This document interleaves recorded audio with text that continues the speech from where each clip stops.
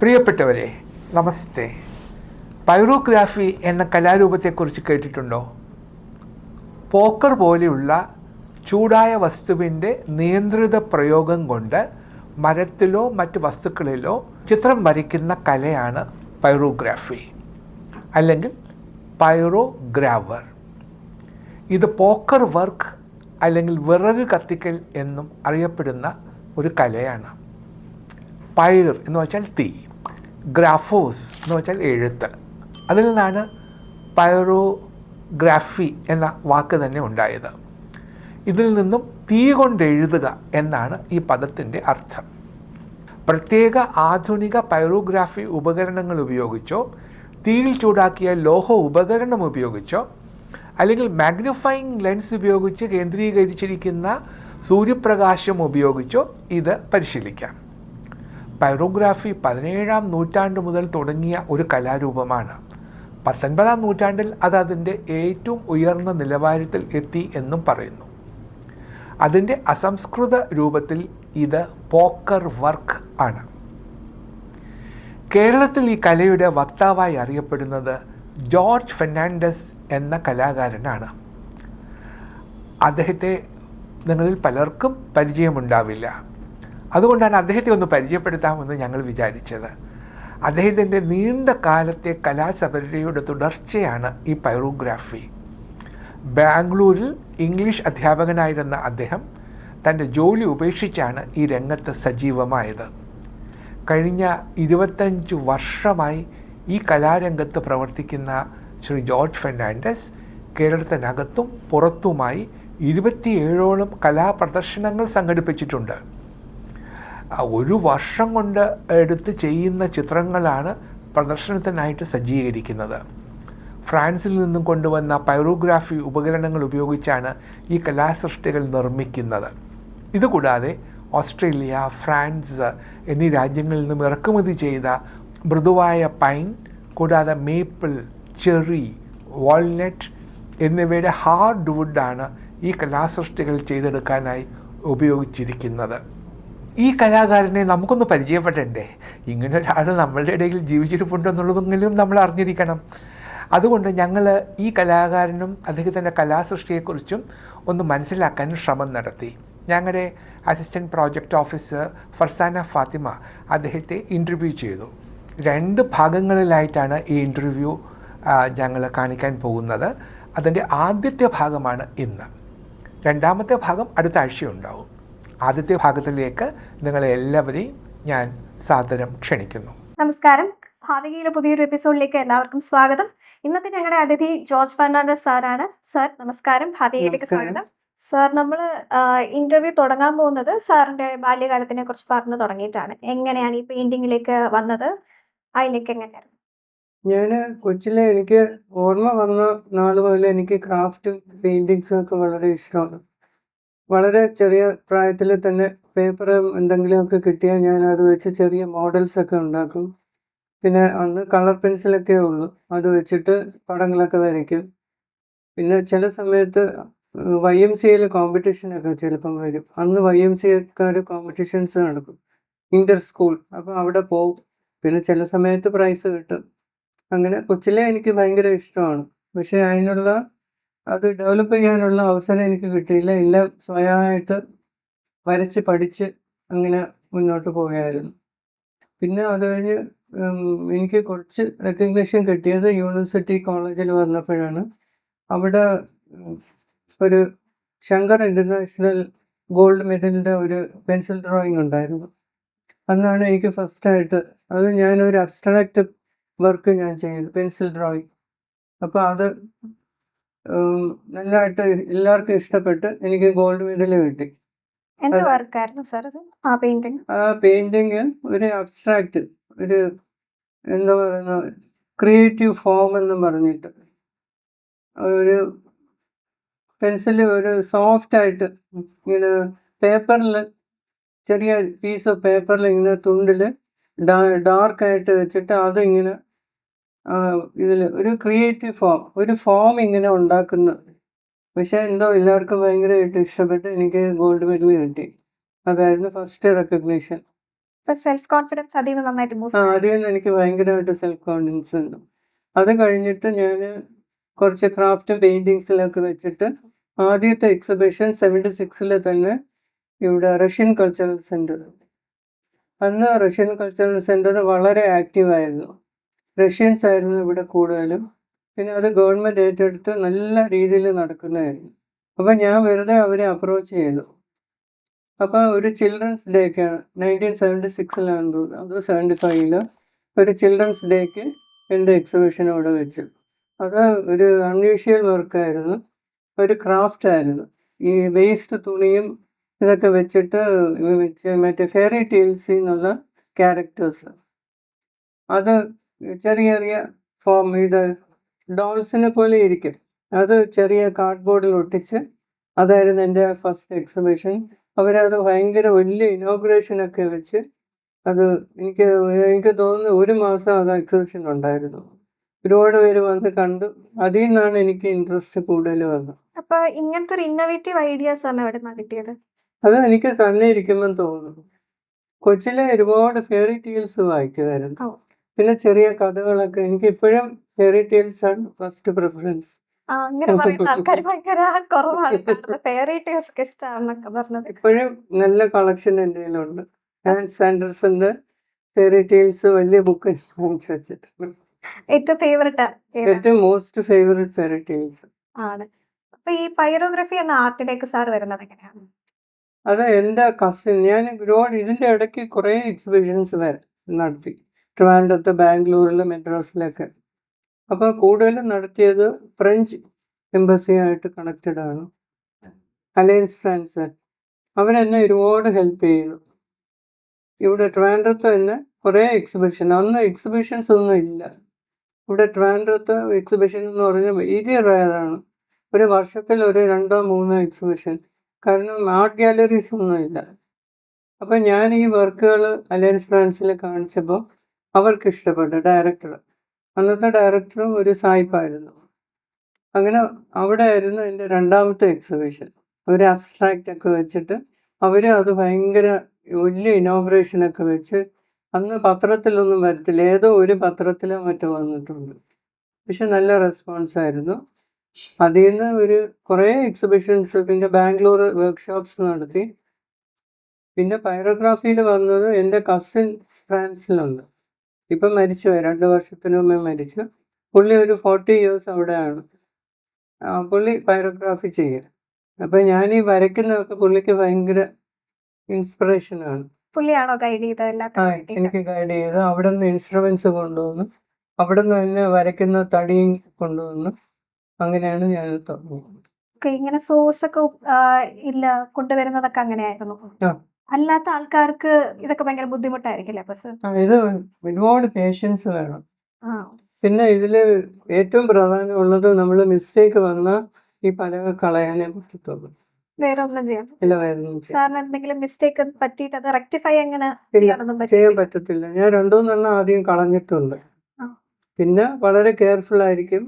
പിന്നെ ഇതിൽ ഇൻസ്ട്രുമെന്റ് നമ്മൾ ഒരു 2 മിനിറ്റ് വർക്ക് ചെയ്യുകയാണെങ്കിൽ, മാക്സിമം 3 മിനിറ്റ് വർക്ക് ചെയ്യുകയാണെങ്കിൽ, പിന്നെ അത് 10 മിനിറ്റ്സ് ഓഫ് ചെയ്യണം, അല്ലെങ്കിൽ അത് ബേൺ ചെയ്ത് പോകും. അത്ര ഡെലിക്കേറ്റ് ആണ് ഇൻസ്ട്രുമെന്റ്സ്. അങ്ങനെയാണ് ഡെവലപ്പ് ചെയ്ത്. പിന്നെ ഒരു 1.5 വർഷത്തിന് മുമ്പെയാണ് എനിക്കൊരു ഐഡിയ വന്നത്, പൈറോഗ്രാഫിയുടെ ഒരു എക്സിബിഷൻ വെക്കാമെന്ന്. അന്ന് തുടങ്ങിയതാണ് വർക്ക്. അപ്പൊ എത്ര കാലം മുന്നേ തുടങ്ങിയതാണ് ഈ വർക്ക് ഈ കംപ്ലീഷൻ എത്താൻ വേണ്ടിയിട്ട്? നിയർലി 2 years എന്ന് വേണമെങ്കിൽ പറയാം. 2 years കൊണ്ട് ഉം. ഉണ്ടാക്കിയോ? 36 വർക്ക്സ് ഉണ്ട്. Okay. 36 works sir single handle ആണോ ചെയ്തത്? സിംഗിൾ, വേറെ ആർക്കും അറിയത്തില്ല. വേറെ ആർക്കും അറിയില്ല. ഇല്ല. Okay sir. പറഞ്ഞു കൊടുത്താലും നമുക്ക് ഇത്രയും പേഷ്യൻ്റ്, സാധാരണ മ്യൂറൽ പെയിന്റിംഗ് ആണ് ഇത്രയും പേഷ്യൻ്റ് ആണെന്ന് പറയുന്നത്, പക്ഷെ പൈറോഗ്രാഫി എന്ന് പറഞ്ഞാൽ അതിന് ഡബിൾ പേഷ്യൻസ്.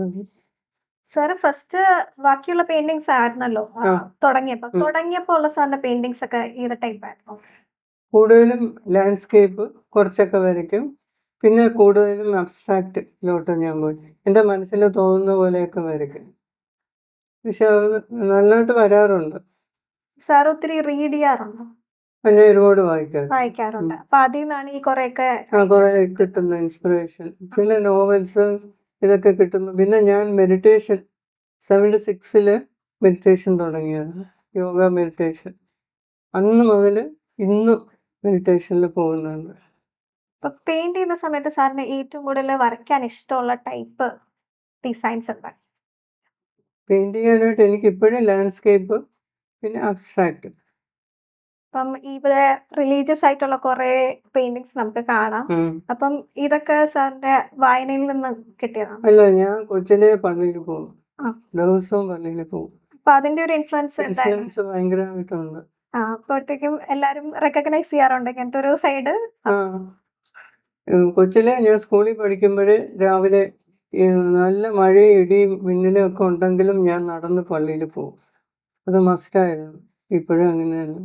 പള്ളിയിലെ ക്യാമ്പ്സ് ഒക്കെ വരുമല്ലോ, അപ്പം അതിനൊന്നും പോകില്ല. അങ്ങനെയൊന്നും പോകത്തില്ല. എനിക്ക് കൂടുതലും ക്വയറ്റ് ലൈഫ് ഇഷ്ടം. ക്വയറ്റ് ലൈഫ് ആണ് ഇഷ്ടം. അത് ഭയങ്കരമായിട്ട് പെയിന്റിങ്സിന് പെയിന്റിങ്സ് ഇൻഫ്ലുവൻസ് ചെയ്യുന്നുണ്ട്. ഉണ്ട്. ശ്രദ്ധ കൂടാൻ അതൊക്കെ സഹായിക്കും. സഹായിക്കുന്നുണ്ട്.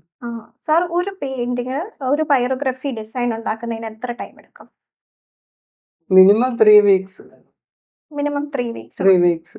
ഓക്കെ. അപ്പൊ സാറിന് ഫസ്റ്റ് പൈറോഗ്രഫി ഡിസൈൻ എന്തായിരുന്നു? ഫസ്റ്റ് പൈറോഗ്രാഫി ബേർഡ്സിൻ്റെ ആയിരുന്നു. അത് ഞാൻ 2 വർഷത്തിന് മുമ്പേ ഇവിടെ ഒരു എക്സിബിഷൻ നടത്തി. പിന്നെ നാച്ചുറൽ കളേഴ്സ് ഞാൻ ഉണ്ടാക്കും സ്വന്തമായിട്ട്. അതിൻ്റെ ഒരു എക്സിബിഷൻ 2 ഇയേഴ്സിന് മുമ്പേ അന്ന് ഒരു 2 പൈറോഗ്രാഫി വെച്ചിരുന്നു ബേർഡ്സിൻ്റെ. അത് അപ്പോഴെന്നെ വിറ്റുപോയി. അപ്പൊ അതൊരു ഭയങ്കര ഇൻസ്പിറേഷൻ ഇൻസ്പിറേഷനായിരുന്നു. ഇതൊരു കരിയർ പാത്തായിട്ട് ചൂസ് ചെയ്യാൻ വേണ്ടിയിട്ട് എന്തെങ്കിലും?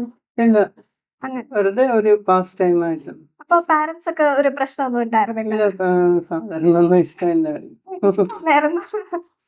ആ ഒരു സ്ട്രഗിൾ എന്തായാലും ഉണ്ടായിരുന്നു. അപ്പം അതെങ്ങനെയാണ് സാർ ഓവർകം ചെയ്തത്? ആദ്യമൊക്കെ വിഷമമായിരുന്നു. പിന്നെ എനിക്ക് ബോംബെയിൽ JJ സ്കൂൾ ഓഫ് ആർട്സിലൊക്കെ അഡ്മിഷൻ കിട്ടി. അവർ സമ്മതിച്ചില്ല. അപ്പൊ പിന്നെ കൺവിൻസ് ചെയ്തു? എങ്ങനെ കൺവിൻസ് ചെയ്തു? പിന്നെ ഞാൻ കുറേ നാൾ അങ്ങ് വേണ്ടാതെ ഇരുന്നു. അത് കഴിഞ്ഞ് ഞാൻ ബാംഗ്ലൂരിൽ പോയി. MA BEd ഒക്കെ കഴിഞ്ഞിട്ട് ബാംഗ്ലൂരിൽ സ്കൂളിൽ സാറായിട്ട്, പിന്നെ ഒരു സ്കൂളിൻ്റെ മാനേജറായിട്ട് അവിടെ വെച്ച് ഞാൻ കുറേ ഡെവലപ്പ് ചെയ്തു. അപ്പൊ അവിടെ എന്തൊക്കെ റിഫ്ലക്ഷൻസ് ആണ് സാറിന് ഉണ്ടായത്? അവിടെ ഭയങ്കര റെസ്പോൺസ് ആയിരുന്നു എക്സിബിഷൻ. പിന്നെ ആ സമയത്ത് ഞാൻ കുറച്ച് ഫ്ലവേഴ്സ് ഉണ്ടാക്കാൻ നോക്കി, ഈ ആർട്ടിഫിഷ്യൽ ഫ്ലവേഴ്സ്. അവിടെ ഒരു ആംഗ്ലോ ഇന്ത്യൻ ലേഡി ഉണ്ടായിരുന്നു. അപ്പോൾ അവരുടെ അടുത്ത് നിന്ന് എനിക്ക് കുറച്ച് അതിൻ്റെ ബേസിക് എന്താണ് ഈ ആർട്ടിഫിഷ്യൽ ഫ്ലവേഴ്സ് എന്നുള്ളത് കിട്ടി. അത് കഴിഞ്ഞ് ഞാൻ ബാംഗ്ലൂരിൽ നിന്ന് തിരിച്ച് വന്നിട്ട് അത് എൻ്റെ ഓൺ ടെക്നിക്സ് ഉപയോഗിച്ചിട്ട് ഞാൻ ഒരുപാട് ഫ്ലവേഴ്സ് ഉണ്ടാക്കി. എന്ന് വെച്ചാൽ ശരിക്കും നോക്കിയാൽ നാച്ചുറൽ പൂ പോലെ ഇരിക്കും. അപ്പം അത് ഭയങ്കര ഹിറ്റായി. ആദ്യത്തെ എക്സിബിഷന് തന്നെ എനിക്ക് വനിതയിൽ മാഗസിനിലൊക്കെ ആർട്ടിക്കിളൊക്കെ വന്നു. അങ്ങനെ എല്ലാവരും അറിഞ്ഞു. പിന്നെ ഭയങ്കര റെസ്പോൺസ് ആയിരുന്നു. എന്നിട്ട് ഞാൻ ബാംഗ്ലൂരിൽ കൊണ്ടുപോയി ഈ എക്സിബിഷൻ നടത്തി. അവിടെ 3 എക്സിബിഷൻ ഞാൻ നടത്തി. ആർട്ടിഫിഷ്യൽ ഫ്ലവേഴ്സിൻ്റെ എക്സിബിഷൻ നടത്തി, അതിൻ്റെ വർക്ക്ഷോപ്സ് നടത്തി. എല്ലാത്തിനും ഭയങ്കര ക്രൗഡായിരുന്നു. കൊണ്ടുവന്ന സാധനം എല്ലാം വിറ്റ് പോകും. സാറിന് 40 പീസാണ് ഞാൻ കൊണ്ടുവന്നത്. 40 മിക്കവാറും ഫസ്റ്റ് ഡേ തന്നെ വിറ്റ് പോകും. ഓക്കെ. അപ്പൊ അങ്ങനെ ഒരു ആർട്ടിസ്റ്റ് ആയിട്ടുള്ള ഒരു സ്ട്രഗിൾസ് ഒന്നും സാർ ഫേസ് ചെയ്തിട്ടില്ല? അങ്ങനെയില്ല. ഇല്ല, അങ്ങനെ ഒരു സ്ട്രഗിൾ. അപ്പൊ സാറ് കളേഴ്സ് ഒക്കെ ഉണ്ടാക്കുമെന്ന് പറഞ്ഞു. അപ്പം എന്തൊക്കെ തരം ചെടികള് എന്തൊക്കെയാണ് യൂസ് ചെയ്യുന്നത്? മറ്റേ നാച്ചുറൽ കളേഴ്സ് ഉണ്ടാക്കുന്നത് ഞാൻ വെജിറ്റബിൾസിൽ നിന്ന്, ബീട്രൂട്ടിൽ നിന്ന് കിട്ടും. പിന്നെ മഞ്ഞൾപ്പൊടിയില്ലേ അത്, പിന്നെ ചില ഇലകളുണ്ട്, കമ്മ്യൂണിസ്റ്റ് പച്ച എന്നൊരു ഇലയുണ്ട്, നീലാമരി അതിലുണ്ട്. പിന്നെ ഞാൻ തന്നെ ഓരോന്ന് എക്സ്ട്രാക്ട് ചെയ്ത് കണ്ടുപിടിക്കും. ഇത് ക്യാരറ്റിൽ നിന്നൊക്കെ ചെറിയ ഓറഞ്ച് കിട്ടും. അങ്ങനെ വെച്ചിട്ട് ഞാൻ ഭയങ്കര സക്സസ്ഫുൾ ആയിട്ടുള്ള നാച്ചുറൽ കളേഴ്സിൻ്റെ എക്സിബിഷൻസ് ഉണ്ട്, എക്കോ ഫ്രണ്ട്ലി. അപ്പം അതും നമ്മുടെ നോർമൽ കളേഴ്സുമായിട്ട് സാറിന് യൂസ് ചെയ്യുമ്പോൾ എന്തെങ്കിലും വ്യത്യാസം തോന്നാറുണ്ടോ? ഇത് യൂസ് ചെയ്യാൻ കുറച്ച് പ്രയാസമാണ്. നമ്മൾ ഓരോ ദിവസവും എക്സ്ട്രാക്ഷൻ എടുക്കണം. അടുത്ത ദിവസം ആകുമ്പോൾ ചിലപ്പോൾ അത് പൂപ്പല് വന്നു പോകും. അപ്പം പിന്നെ അതിന് ഞാൻ വേറെ ഗമ്മൊക്കെ ഉപയോഗിച്ച് കണ്ടുപിടിച്ചു. ഈ വാഴയുടെ കറയില്ലേ, വാഴയുടെ കറ എടുത്ത് ഇതിൽ മിക്സ് ചെയ്തൊക്കെ ഓരോന്ന് കണ്ടുപിടിച്ച് അങ്ങനെയൊക്കെ ചെയ്യുന്നുണ്ട്. അപ്പം ഒരു ദിവസം മാറുമ്പോഴത്തേക്ക് ഈ കളറിൽ വല്ല വ്യത്യാസമൊക്കെ വ്യത്യാസം വരും. വരാറുണ്ടോ? അടുത്ത ദിവസം പുതിയത് പിന്നെയും മിക്സ് ചെയ്തെടുക്കും. പുതിയത് പിന്നെ പുതിയ ബാച്ച് ഉണ്ടാക്കിയാലേ പിന്നെ കണ്ടിന്യൂ ചെയ്യാൻ പറ്റുള്ളൂ.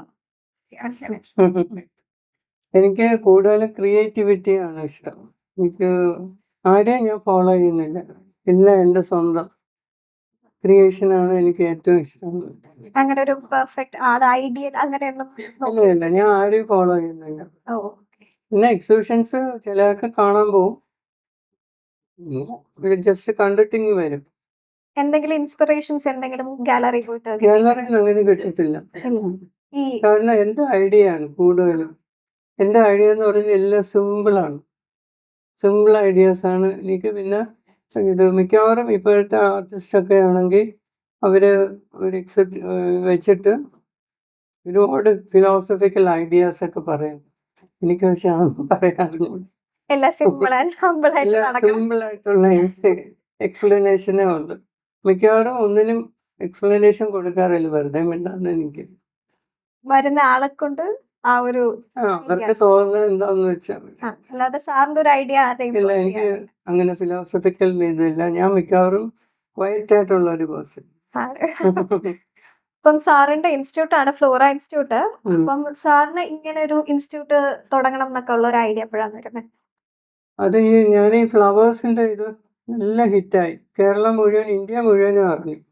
ഡൽഹിയിൽ നിന്ന് വരെ എനിക്ക് അവർ ഇതുപോലെ ഒരു ഇന്റർവ്യൂവിന് വന്നിരുന്നു. ഗുഡ് മോർണിംഗ് ഇന്ത്യ എന്നും പറഞ്ഞൊരു പ്രോഗ്രാം. അവർ ഇത് കണ്ടിട്ട്, കാരണം ഇത് സ്വാഗതം എന്നും പറഞ്ഞൊരു പണ്ട് ഓൺലൈൻ മാഗസിൻ ഉണ്ടായിരുന്നു, എയറോപ്ലെയിൻസിന് മാത്രം കൊടുക്കുന്നത്. അത് കണ്ടിട്ട് ഒരുപാട് VIPs ഇത് കണ്ടു. അപ്പം ഡൽഹിയിലെ ഇവരെയൊക്കെ കണ്ടു. അവരവിടെ നിന്ന് ഇവിടെ വന്നു ഇന്റർവ്യൂ ചെയ്യാനായിട്ട്. അങ്ങനെ ഭയങ്കര ഹിറ്റായി. അപ്പം ഞാൻ വിചാരിച്ചത് പഠിപ്പിച്ചു കൊടുക്കാമെന്ന് പറഞ്ഞിട്ട് ഇവിടെ ട്രിവാൻഡ്രം മ്യൂസിയത്തിൽ ഓഡിറ്റോറിയത്തിൽ ഒരു 1 day ഒരു 3 day വർക്ക്ഷോപ്പ്. കാരണം ഇത് ആർക്കും അറിയത്തില്ല, എൻ്റെ ഓൺ ടെക്നിക്സ് ആണ്. അങ്ങനെ ഞാനൊരു 10 പേര് കിട്ടുമെന്ന് വിചാരിച്ചത്. പക്ഷെ അന്ന് 60 പേര് വന്നു. അപ്പം അതിൽ ആലപ്പുഴ, എറണാകുളത്തിൽ നിന്നൊക്കെ പഠിക്കാൻ വന്നു. ഇതൊന്നും ഒരു അഡ്വർടൈസ്മെന്റ് ഇല്ലാതെ അല്ലേ ഇത്ര ഞാൻ ഇതുവരെ അഡ്വർടൈസ്മെന്റ് കൊടുത്തിട്ടില്ല. കൊടുത്തിട്ടില്ല. എല്ലാരും അറിഞ്ഞിങ്ങനെ വരുന്നതാണ്. അപ്പോഴ് അവിടെ വന്നവര് കുറെ പ്രായമുള്ളവരൊക്കെ ഉണ്ടായിരുന്നു. അപ്പൊ അവരത് 3 ദിവസം കൊണ്ടൊന്നും കംപ്ലീറ്റ് ചെയ്തില്ല. കുറച്ച് പ്രയാസമാണ്. അപ്പൊ അതില് 3-4 പേര് എൻ്റെ അടുത്ത് ചോദിച്ചു, അത് ഞങ്ങൾ വീട്ടിൽ വന്നാൽ കംപ്ലീറ്റ് ചെയ്യാൻ പറ്റുമോ? അങ്ങനെ അവരിവിടെ വന്നു. അപ്പൊ ഇവിടെ വന്നിട്ട് അവര് ഓരോന്ന് അത് മുഴുവനും കംപ്ലീറ്റ് ചെയ്തിട്ട് പിന്നെ എൻ്റെ അടുത്ത് വെച്ച് എന്തെങ്കിലും പഠിപ്പിച്ചു തരാൻ പറ്റുമോ, എനിക്കറിയാവുന്ന. അന്ന് എനിക്ക് ഓർമ്മയില്ല, എനിക്കറിയാവുന്ന എന്തൊക്കെയോ പറഞ്ഞു കൊടുത്തു. അവര് ചെന്ന് അവരുടെ ഫ്രണ്ട്സിൻ്റെ പറഞ്ഞു. ഇങ്ങനെ അവരുടെ അടുത്ത് പോയാൽ അങ്ങനെ അറിഞ്ഞ് പിന്നെ ഇവിടെ ഭയങ്കര ക്ലാസ്സായി. അത് മെയിനായിട്ട് ഇതിന് റെസ്പോൺസിബിൾ ഒരു ടീച്ചർ ഉണ്ടായിരുന്നു, ഇത് കോട്ടൺ ഹിൽ സ്കൂളിൽ. ആ ടീച്ചറാണ് ഇനി കൂടുതലും പബ്ലിസിറ്റി എനിക്ക് കൊടുത്തത്. ഇങ്ങനെ ഒരുപാട് സ്റ്റുഡൻസ് വന്നു.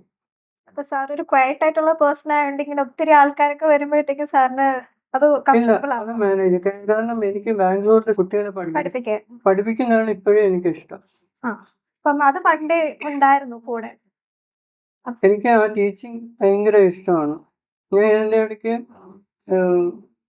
PSCയിലെ ടെസ്റ്റ് എഴുതി, ഈ കോളേജിലെ ടെസ്റ്റ് എഴുതി, അത് ജയിച്ചു. ഇൻ്റർവ്യൂ കഴിഞ്ഞു. പക്ഷേ 3 വർഷം അപ്പോയിൻമെൻറ്റ് നടന്നില്ല, ഗവൺമെൻറ്റിന് കാശില്ല എന്ന് പറഞ്ഞു. അങ്ങനെയാണ് ഞാൻ ബാംഗ്ലൂരിൽ പോയത്. പിന്നെ അവിടെ പോയി ടീച്ചിങ് തന്നെ എടുത്തു. ഇംഗ്ലീഷ് ആണ് എൻ്റെ സബ്ജക്റ്റ്. ഭയങ്കരമായിട്ട് എൻജോയ് ചെയ്തു അവിടെ ടീച്ചിങ്. ഇപ്പോഴും ടീച്ചിങ് ആണ് എനിക്ക് ഏറ്റവും ഇഷ്ടം. അപ്പൊ ഇപ്പൊ പുതിയൊരു പെയിന്റിങ്ങിന് ഒരു മെന്റർ അല്ലെങ്കിൽ ടീച്ചറായിട്ട് സാറിന് തോന്നുന്ന എന്തെങ്കിലും ഒരു അക്കംപ്ലിഷ്മെന്റ്? ടീച്ചറായിട്ട് ഞാൻ ഇവിടെ ഈ ക്ലാസ് ഇങ്ങനെ കൂടി വന്നപ്പോൾ ഇവിടെ ഭയങ്കര അങ്ങനെ പുറത്ത് 2 ഷെഡൊക്കെ കെട്ടി അത്രയ്ക്ക് സ്റ്റുഡൻസ് ആയിരുന്നു. രാവിലെ ഒരു 8:30 ക്ലാസ് തുടങ്ങിയാൽ നൈറ്റിൽ 8 കഴിയും. ഓഫീസ് കഴിഞ്ഞിട്ട് കുറേ പേര് വരും. ഇപ്പോഴും ആ ക്ലാസ് അതുപോലെ പോകുന്നുണ്ട്. ഇത്രയും ലോങ് അവേഴ്സ് ആയാലും സാറിന് ഇപ്പൊ ലോങ് അവേഴ്സ് എടുക്കത്തില്ല. രാവിലെ 8:30 to 1 o'clock. അത് കഴിയുമ്പോൾ എൻ്റെ വർക്ക് ചെയ്യും. കുറേ വർക്ക് എനിക്ക് എൻ്റെ വർക്ക് ചെയ്യാൻ സമയം കിട്ടുന്നില്ല. അതുകൊണ്ട് ഇപ്പം 1 o'clock സാറിന്റെ ഡ്രീം ഡിസൈൻ അല്ലെങ്കിൽ പീസ് എന്താണ് ഇപ്പൊ ഇനിയിപ്പം നിർമ്മിക്കാൻ പോകുന്നതോ? ചെയ്യാൻ പോകുന്നതായിരിക്കും. ഇനിയിപ്പോൾ അടുത്ത വർഷം ബൈബിളിൽ വെച്ചിട്ട് അതിൻ്റെ ഒരു 60 പെയിൻറ്റിങ്സ് അത് നമ്മുടെ പള്ളിയിലെ അച്ഛനുമായിട്ട് അത് ഡിസ്കസ് ചെയ്തിട്ട് ഇമ്പോർട്ടൻ്റ് ലൈഫ് ഓഫ് ക്രൈസ്റ്റ് എന്നാണ് എൻ്റെ പേര്. അപ്പോൾ അതിൽ ഞാൻ മാത്രമല്ല എൻ്റെ ഒരു 10-12 സ്റ്റുഡൻസിന് കൂടെ നന്നായിട്ട് വരയ്ക്കുന്ന. അപ്പോൾ ഓരോരുത്തരും 5 പടം അങ്ങനെ ഞങ്ങൾ സ്റ്റാർട്ട് ചെയ്തു വർക്ക്. ഈ പൈറോഗ്രഫി ആർക്കെങ്കിലും പഠിപ്പിച്ചു കൊടുക്കണമെന്ന് തോന്നിയിട്ടുണ്ടോ? അത് ഒരുപാട് പേര് വന്നിട്ടുണ്ട്, പക്ഷെ പറ്റൂല എനിക്ക്. ഒന്നാമത് ഇൻസ്ട്രുമെന്റ് ഡെലിക്കേറ്റ് ആണ്, അത് കേടായി പോയാൽ പിന്നെ ശരിയാക്കാൻ പറ്റില്ല. പിന്നെ ഒന്ന് അവർ ഈ മിസ്റ്റേക്ക് തടിയിൽ വന്ന് ഞാൻ ഓരോ തടി മാറ്റിക്കൊണ്ടിരിക്കണം. അത് ഭയങ്കര എക്സ്പെൻസീവ് ആണ്. ഇപ്പൊ ഈ എക്സിബിഷനിൽ ഞാൻ കുറേ തടി ഇംഗ്ലണ്ടിൽ നിന്ന് വരുത്തിച്ചു, പിന്നെ കുറച്ച് ഓസ്ട്രേലിയയിൽ നിന്ന് വരുത്തിച്ചു, പിന്നെ കുറച്ച് ഇവിടെ ചാലയിൽ നിന്ന് കിട്ടി പ്ലൈവുഡ്. പക്ഷെ നല്ലതാണ്, പക്ഷെ ആ പ്ലൈവുഡ് പിന്നെ ചാലയിൽ വന്നിട്ടില്ല. അവര് പറഞ്ഞു അധികം വരത്തില്ല എന്ന് പറഞ്ഞു. സോ പൈറോഗ്രഫി തുടങ്ങുന്ന സമയത്ത് സാറിന് അറിയാണ്ടായിട്ടുള്ള കുറച്ച് കാര്യങ്ങൾ, ലൈക്ക് ഇത് അറിഞ്ഞിരുന്നെങ്കിൽ കുറച്ചുകൂടെ ബെറ്റർ ആയിരുന്നേനെ എന്തെങ്കിലും തോന്നിയിട്ടുണ്ടോ? ഇല്ല, എനിക്ക് തോന്നുന്നു കറക്റ്റ് ടൈമിനാണ് ഈ പൈറോഗ്രാഫിയായിട്ട് ഞാൻ റിലേറ്റഡ് ആവുന്നത്. കാരണം ആ സമയം വരെ എനിക്ക് ക്രാഫ്റ്റ് ഭയങ്കര ഇഷ്ടമാണ്. ഇപ്പോഴും വെക്കേഷനൊക്കെ 2 മാസം കുട്ടികൾക്കാണ് ക്രാഫ്റ്റ്. ഇപ്പോഴും ക്രാഫ്റ്റിലോട്ടാണ് കൂടുതലും എൻ്റെ മൈൻഡ് ഇങ്ങനെ പോകുന്നത്. ഇപ്പൊ സ്റ്റുഡൻസിനെ കൊച്ചു പിള്ളേരെ പഠിപ്പിക്കുന്നതാണോ അതോ കുറച്ചുകൂടെ അഡൽട്ട് ആയിട്ടുള്ള ആൾക്കാരെ പഠിപ്പിക്കുന്നതാണോ ഇപ്പൊ? കുട്ടികളുടെ അത് വേറൊരു സിമ്പിൾ അല്ലേ, അവരുടെ സിമ്പിൾ മൈൻഡ് അല്ലേ. അപ്പൊ അവരായിട്ട് ഡീൽ ചെയ്യുമ്പോൾ കുറച്ച് സന്തോഷം, ഒരു ഹാപ്പി മൂഡാണ്. പിന്നെ വലിയവര് അത് വേറെ കുറച്ചുകൂടി മെച്യൂരിറ്റി വന്നതല്ലേ, എനിക്ക് പഠിപ്പിക്കാൻ കുറച്ചുകൂടി ഈസിയാണ്. നമുക്ക് ഇത് കാര്യങ്ങൾ പറഞ്ഞു കൊടുത്താൽ അവർക്ക് മനസ്സിലാവും, അവരതനുസരിച്ച് ഫോളോ ചെയ്യും. സാറിന്റെ ദേഷ്യം വരുന്ന ഒരാളായിട്ടൊന്നും തോന്നുന്നില്ല. അതുകൊണ്ട് ഭയങ്കര എളുപ്പമായിരിക്കും പിള്ളേർക്ക് പഠിക്കാനായിട്ട്. ഞാൻ ദേഷ്യപ്പെടാറില്ല, എനിക്ക് ദേഷ്യപ്പെടാൻ മെഡിറ്റേഷൻ അതിനെ ഹെൽപ്പ് ചെയ്യുന്നുണ്ടല്ലേ നന്നായിട്ട്? മെഡിറ്റേഷൻ 2-3 ഞാൻ ഫോളോ ചെയ്യുന്നുണ്ട്. ആദ്യം സാധാരണ ഒരു മെഡിറ്റേഷൻ ഇതിലാണ് ചേർന്നത്. അത് കഴിഞ്ഞിട്ട് ഞാൻ മറ്റേ ഓഷോയുടെ അതിലോട്ട് ചേർന്നു. അത് ഭയങ്കര ഡൈനാമിക് മെഡിറ്റേഷൻ ആയിരുന്നു, ലൈഫ് ഭയങ്കരമായിട്ട് ചേഞ്ച് ചെയ്യും. അത് കഴിഞ്ഞ് ഇപ്പം ഒരു 30 years ആയിട്ട് ബ്രഹ്മകുമാരീസ് നല്ല ഇപ്പോഴും ഫോളോ ചെയ്യുന്നുണ്ട്. അത് സിമ്പിൾ മെഡിറ്റേഷനാണ്, അത് ഒരുപാട് ഹെൽപ്പ് ചെയ്യുന്നുണ്ട്.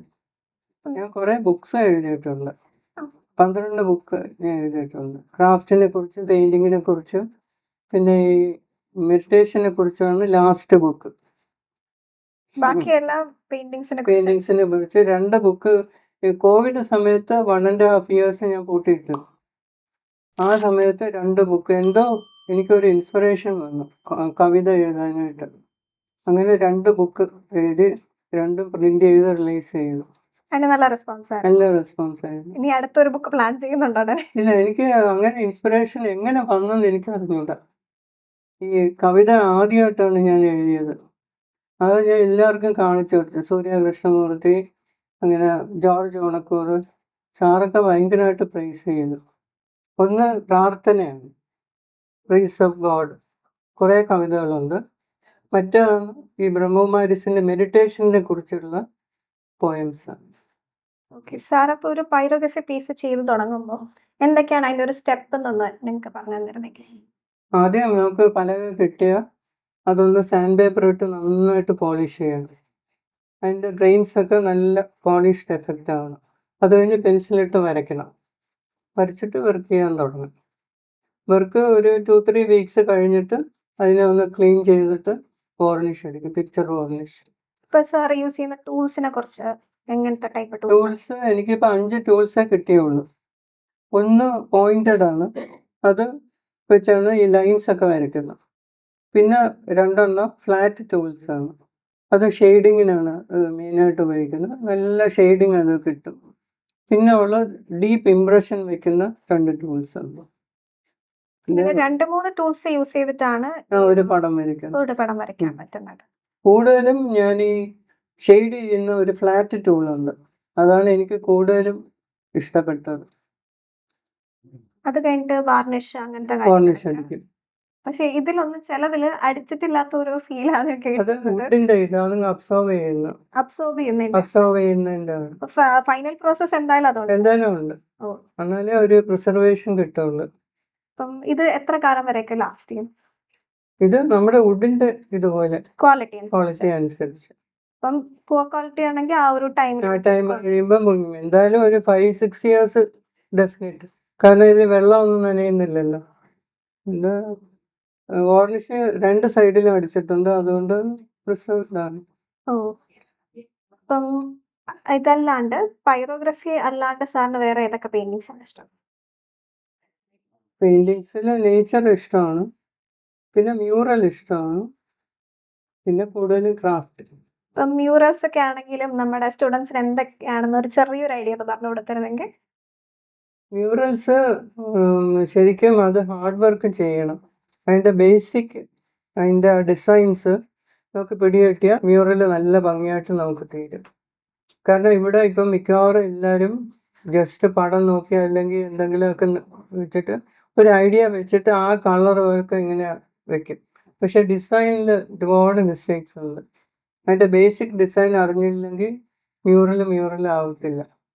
ഇപ്പം പൈറോഗ്രഫിയിൽ തന്നെ ആദ്യം ട്രേസ് ചെയ്തിട്ടാണ് ഈ വരച്ച് തുടങ്ങുന്നത് തന്നെ. അപ്പം ട്രേസ് ചെയ്യാണ്ട് സാർ എങ്ങനെയെങ്കിലും ട്രൈ ചെയ്തിട്ടുണ്ടോ? അബ്സ്ട്രാക്ട് ചെയ്തിട്ടുണ്ട്. പിന്നെ ഞാൻ 3-4 എക്സിബിഷൻസ് നടത്തിയത് ചൈനീസ് ബ്രഷ് പെയിൻറ്റിങ് എന്നുള്ളത്. അത് എനിക്ക് ഭയങ്കര ഇഷ്ടമാണ്. അത് വരയ്ക്കത്തില്ല, ബ്രഷിൻ്റെ സ്ട്രോക്കാണ്. അത് കിളികൾ, പൂക്കൾ. ഞാൻ ഇവിടെ ട്രിവാൻഡ്രത്ത് തന്നെ 3 നടത്തി, ഒന്ന് കോഴിക്കോട് നടത്തി. അത് ചെറിയ പടമാണ്. അതായത് ചൈനീസ് പെയിൻറ്റിങ്സിൻ്റെ ഒരു ഇൻസ്പിറേഷൻ വെച്ചിട്ട് നമുക്ക് ഇവിടുത്തെ ബ്രഷും ഇവിടുത്തെ പെയിൻറ്റും വെച്ചിട്ട് ഞാൻ വരച്ചതാണ്. ഈ എക്സിബിഷൻ ഒക്കെ കൂടുതൽ വരുന്നത് യങ് സ്റ്റുഡൻസ് ആണോ അതോ അങ്ങനെ? എല്ലാവരും വരാറുണ്ട്, എല്ലാ ഏജ് എല്ലാ ഗ്രൂപ്പിലും ഏജിലും വരാറുണ്ട്. ഓ, കോഴിക്കോടൊക്കെ ഭയങ്കര റെസ്പോൺസ് ആയിരുന്നു. ഇപ്പം നമ്മുടെ സ്റ്റുഡൻസിന് വേണ്ടിയിട്ട് സാറിന്റെ ലൈഫിൽ നിന്ന് കുറച്ചൊരു ലെസൺസ് പറഞ്ഞു കൊടുത്തിരുന്നെങ്കിൽ, ഒരു ആർട്ടിസ്റ്റ് ആവണമെങ്കിൽ എന്താണ് വേണ്ടത്? ആർട്ടിസ്റ്റ് ആവണമെങ്കിൽ മെയിനായിട്ടുള്ളത് പേഷ്യൻസ്, പിന്നെ ഒന്ന് ഹാർഡ് വർക്ക്, പിന്നെ കോൺസെൻട്രേഷൻ. ഇത് 3 ഉണ്ടെങ്കിൽ ആർട്ടിസ്റ്റ് ആവാം. നമ്മുടെ ഇന്ത്യയിലാണെങ്കിൽ കുട്ടികൾക്ക് അതില്ല ഇപ്പോഴും. പേഷ്യൻസും ഇല്ല, ഹാർഡ് വർക്ക് ചെയ്യാനുള്ള ഇൻട്രസ്റ്റേ ഇല്ല. ഇവിടെ ഓരോരുത്തർ വന്നിട്ട് വലിയവർ എൻ്റെ അടുത്ത് വന്നിട്ട് ചോദിക്കും, ഒരു നേച്ചറിൻ്റെ പെയിൻറ്റിങ് ചെയ്യണം, 2 ദിവസം കൊണ്ട് തീരുമോ? ഞാൻ പറഞ്ഞു, എനിക്ക് അങ്ങനെ 2 ദിവസം കൊണ്ടൊന്നും എനിക്ക് പഠിപ്പിക്കാൻ വയ്യ. ബേസിക് മുതൽ നിങ്ങൾ ശരിയാവുന്നത് ഒരു 5-6 മാസം പഠിക്കുകയാണെങ്കിൽ ഞാൻ ട്രെയിൻ ചെയ്യാം, അല്ലാത്തവരെ എനിക്ക് പറ്റില്ല. അതുപോലെ മ്യൂറൽ വന്നിട്ട് പറഞ്ഞ് 1 വീക്ക് കൊണ്ട് ഒരു വലിയ ഗണപതിയെ വരച്ചാൽ തീരുമെന്ന് ചോദിക്കും. ഞാൻ പറഞ്ഞു, എന്നെ കൊണ്ട് പറ്റില്ല. പഠിപ്പിച്ചു കൊടുക്കാൻ വേണ്ടിയിട്ട് പഠിപ്പിച്ചു കൊടുക്കാൻ 1 മാസം കൊണ്ട് വലിയൊരു ഗണപതിയെ തീരണം. മിനിമം 3 മാസം എടുക്കും അതിൻ്റെ ആ ഷെയ്ഡിങ്ങും ഡിസൈനും എല്ലാം കറക്റ്റായിട്ട് വരാനായിട്ട്. ഇൻസ്റ്റിറ്റ്യൂട്ടില് ഫേവറേറ്റ് സ്റ്റുഡൻസ് ആയിട്ട് അങ്ങനെ ആരെങ്കിലും ഉണ്ടോ? കുറേ പേരുണ്ട്. ഈ ആദ്യത്തെ പത്മിനി ടീച്ചർ ഇവിടെ ചേരുമ്പോൾ തന്നെ എനിക്ക് തോന്നുന്നു ഒരു 70 ഇയേഴ്സ് ഉണ്ടായിരുന്നു. ടീച്ചർ 18 ഇയേഴ്സ് ഇവിടെ പഠിച്ചു. 2-3 വർഷമാണ് മരിച്ചിട്ട്. രാവിലെ ടീച്ചർ വരും, രാവിലെ ഫുഡും കൊണ്ടുവന്ന്, ചിലപ്പം ബ്രേക്ക്ഫാസ്റ്റും കൊണ്ടുവന്ന്, വൈകിട്ട് 5:30-6 മണിക്കേ ഇവിടുന്ന് പോകത്തുള്ളൂ. ടീച്ചർ ഇവിടെ ഉള്ള മിക്കവാറും എല്ലാം പഠിച്ചു കഴിഞ്ഞു. എന്നിട്ട് ഉച്ചയ്ക്ക് ലഞ്ച് കഴിഞ്ഞ് പിന്നെ ഇരുന്ന് കുറച്ച് ഇത് ചെയ്ത് അങ്ങനെ ഇരുന്ന് വരയ്ക്കും. പിന്നെ ഇവിടുത്തെ ആംബിയൻസ് ഭയങ്കര എല്ലാവർക്കും ഇഷ്ടമാണ്, കാമാണ്, നിറച്ചും ചെടികളുണ്ട്, നല്ല കാറ്റുണ്ട്. അപ്പോൾ ഇവിടെ വരുന്നവർ മിക്കവാറും രാവിലെ വന്ന വൈകിട്ടൊക്കെ പോകുന്നത്. ഇവിടെ കുറച്ച് വരയ്ക്കും, പിന്നെ ഇരുന്ന് കുറേ വർത്താനം പറയും, പിന്നെ ഇരുന്ന് കുറച്ച് വരയ്ക്കും. അവർ അതിനാണ് കൂടുതലും വന്നുകൊണ്ടിരുന്നത്. വരപ്പ് കുറച്ചേ ഉള്ളൂ, ബാക്കി പ്രായമുള്ള സ്ത്രീകളാണ് ഞാൻ ഈ മെയിൻ ചെയ്യുന്നത്. അത് എനിക്ക് 80 വയസ്സ് വരെയുള്ള സ്റ്റുഡൻസ് ഉണ്ടായിരുന്നു. അവർ ഈ ഫുഡും ഒക്കെ കൊണ്ടുവരും. എന്നിട്ട് ആദ്യം വരുമ്പോൾ കുറേ നേരം വർത്താനം പറയും, പിന്നെ ഇരുന്ന് കുറച്ച് വരയ്ക്കും. അങ്ങനെ ഒരുപാട് സ്റ്റുഡൻസ് ഉണ്ട്. ഇപ്പോഴും പ്രായമുള്ള കുറേ പേരുണ്ട്.